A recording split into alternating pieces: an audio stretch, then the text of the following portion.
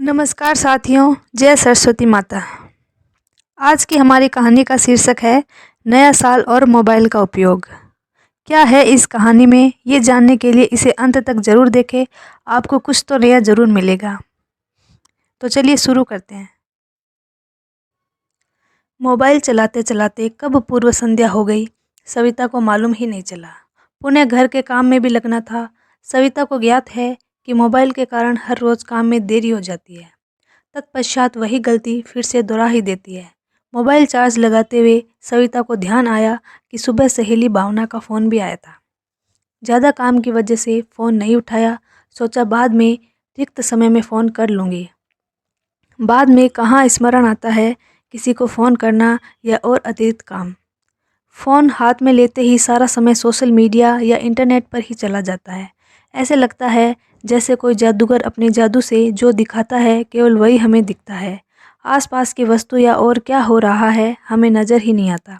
कल निश्चित ही भावना को फ़ोन कर लूँगी, ये बोलते हुए सविता शीघ्र ही काम में जुट जाती है। काम करते करते सविता गौर करती है कि कैसे मेरी सहेलियाँ या भावना हर चीज़ में आगे रहती है और एक मैं घर के काम के अलावा कुछ और सोच ही नहीं पाती। कैसे वो लोग घर का काम, बच्चे, नौकरी, रिश्तेदारी पूरी जिम्मेदारी के साथ निभा लेते हैं। हर त्योहार पर सबको फ़ोन करना, शुभकामनाएं देना, वे इन सब के लिए कैसे समय निकाल लेते होंगे। और तो और सोशल मीडिया पर भी सक्रिय रहते हैं। इधर घर की घंटी बजती है और सविता का ध्यान घंटी की तरफ जाते हुए कि इस समय कौन आया होगा। दरवाज़ा खोला तो बाहर भावना खड़ी थी।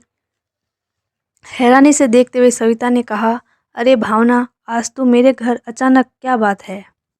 मुस्कुराते हुए भावना बोली, और क्या करूं, ना तो तू फ़ोन उठाती ना कभी करती। पता नहीं इतनी कहाँ व्यस्त है। तुझे याद दिलाने आ गई कि तेरी कोई सहेली भी है। तेरे बारे में ही सोच रही थी। ये कहते हुए सविता ने आगे कहा, आ अंदर तो आ, यह सारी बातें बाहर खड़े खड़े ही करेगी। तेरा आना तो मुझे बहुत अच्छा लगा। तू यहाँ बैठ, मैं चाय नाश्ता लेकर आती हूँ। भावना कहती है, चलते हैं रसोई में, चाय के साथ बातें भी करते हैं। सविता सिर हिलाते हुए, चल आजा। भावना, हम कितने दिनों बाद मिले हैं ना? सविता, हाँ यार।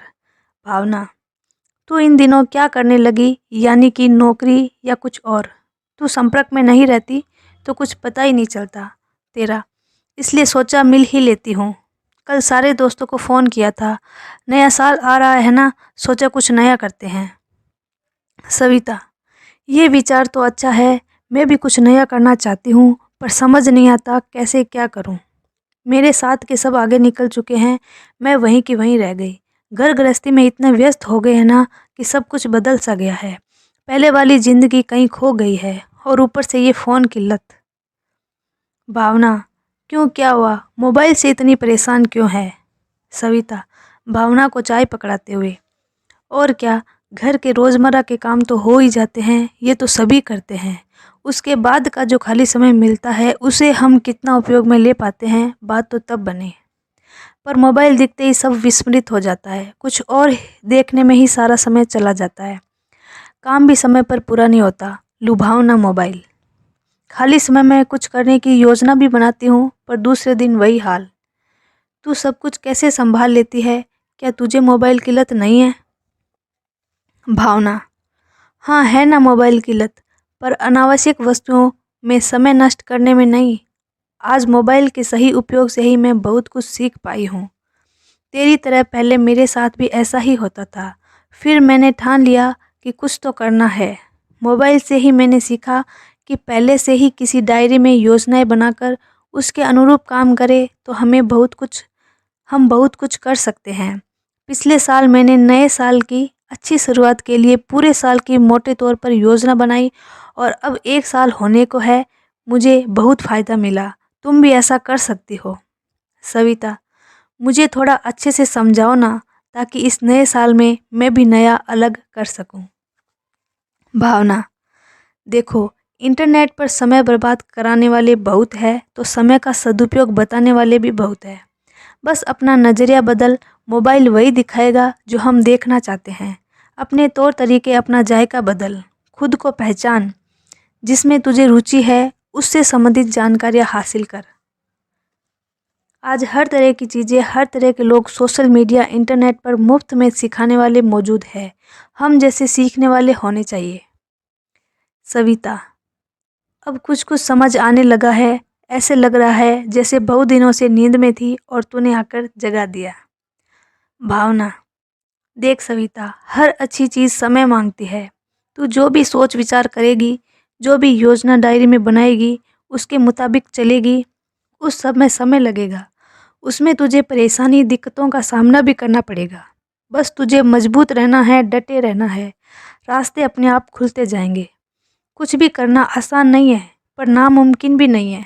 मेहनत कभी बेकार नहीं जाती। मैंने कहीं पढ़ा है, मेहनत करने से या सफलता मिलती है या अनुभव। सविता, बहुत अच्छा लगा तुझसे मिलके, बातें करके।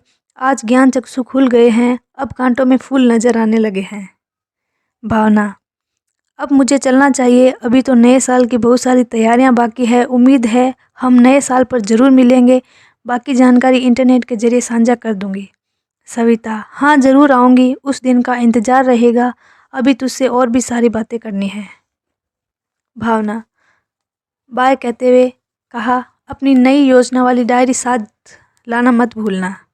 सविता मुस्कुराते हुए सिर हिला देती है। तो धन्यवाद दोस्तों, कैसी लगी ये कहानी कमेंट करके ज़रूर बताएं। अगर आप मेरे चैनल पर नए हैं तो इसे सब्सक्राइब ज़रूर कर लें। मैं और भी कविता या कहानी लाती रहूँगी। मिलते हैं नेक्स्ट वीडियो के साथ। तब तक के लिए जय हिंद, जय भारत, ओम हर हर महादेव।